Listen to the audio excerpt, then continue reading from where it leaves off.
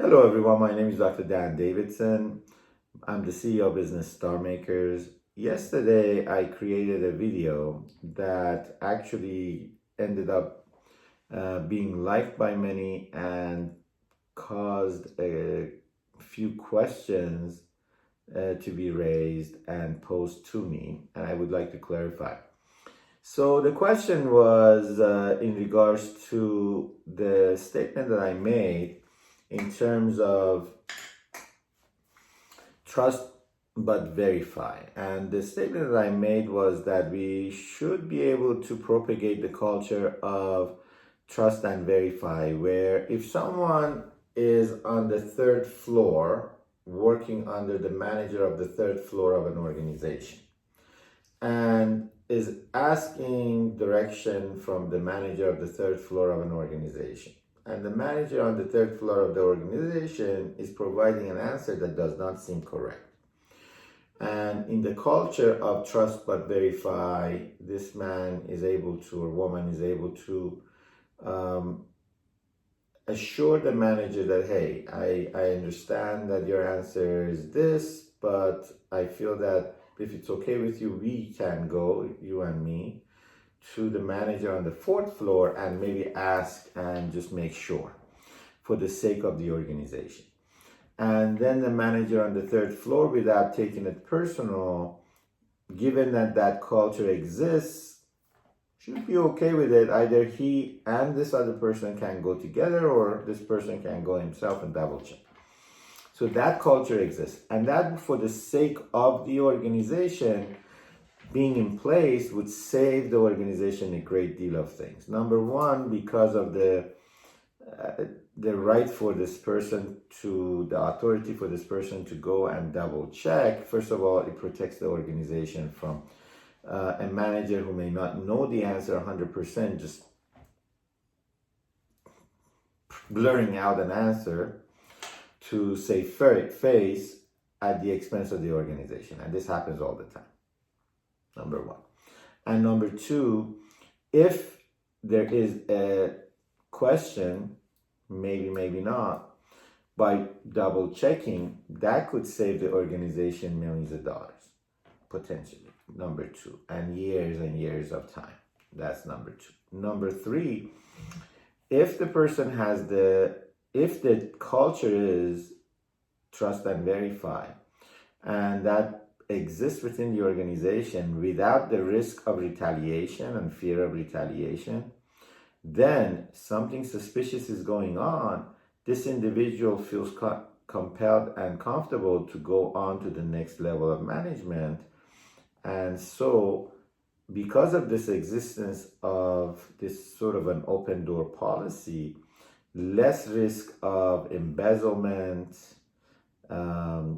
cheating, all kinds of things exist within the organization, because they know that, hey, if something you're doing is not really up and up, there is an open door policy where this information could be reported to the higher ups. And so that protects the organization.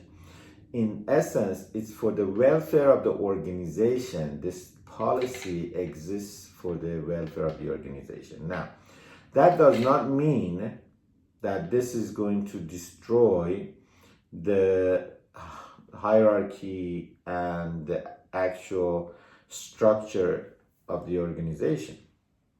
This is rarely and only exercised when there's justification. So it doesn't mean that constantly people are going to bypass the manager and go to the higher up, because otherwise there would be no sense of having a manager if everybody's going to just keep bypassing the manager. So there has to be a justification for that, and it's just under really justified circumstances for a justified reason.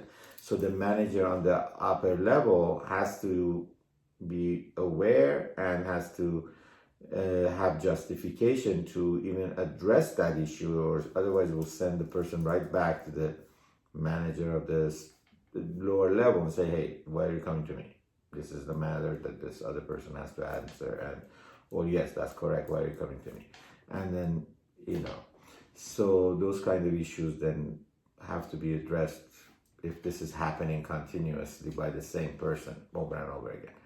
So those are the kind of things that obviously will be resolved.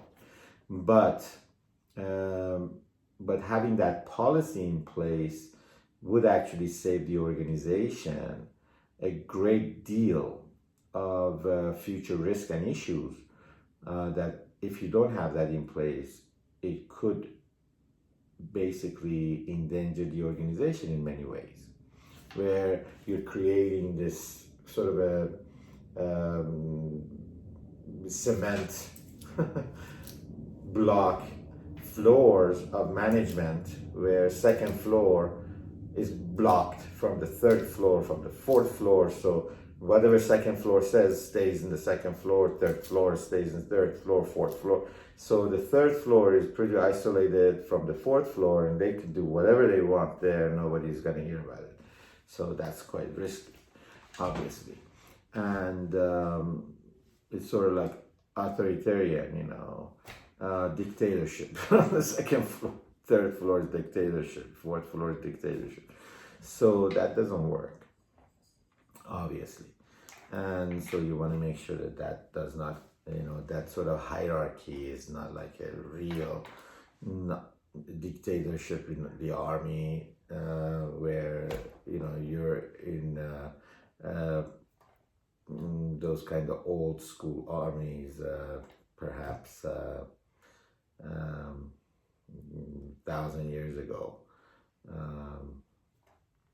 and we have this open door policy in a way, if in case there is a need for it, right? So you have that policy in place. Right, so that was the reason for that suggestion, and it's worked very well. So trust and verify, as President Reagan said. That's a quote from him. So trust and verify. Yes, of course. And you don't abuse that. That's not to say you're going to bypass the manager all the time. As I said, that's not the purpose.